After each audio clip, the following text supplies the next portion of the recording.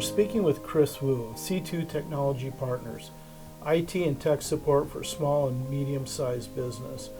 And Chris, we've been chatting a little bit about protecting digital assets, but I want to take it a little bit further. When we talk about a business, whether it's my law practice, it's plumbing, it's a social media company, these digital assets are everything. Our websites, how we contact people.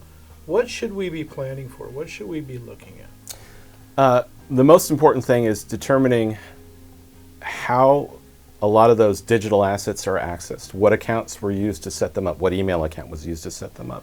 Which person in the company? Is it a principal of the company? Is it the owner of the company? Is it the owner's wife?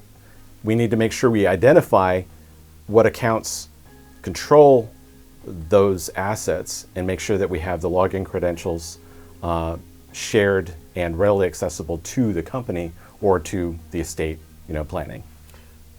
These assets that we're talking about, they bring potentially significant value to the business. We build out our websites, we're trying to rank in the local search engines, and all of these efforts bring value to the business. What happens when we want to sell that business? How does that information get relayed? Well, yeah, again, most importantly, if you don't have access to the accounts that control those accounts, say, for example, the domain name for a company. Let's say it was tied to an email address to a person who's passed and we don't have access to that account.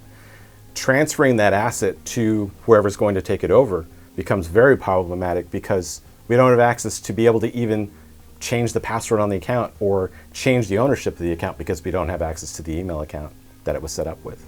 Then we're left starting over? Starting over, or at least a long trail of legal paperwork. Well, we've lost a lot of value if that's the case. Absolutely. Wow.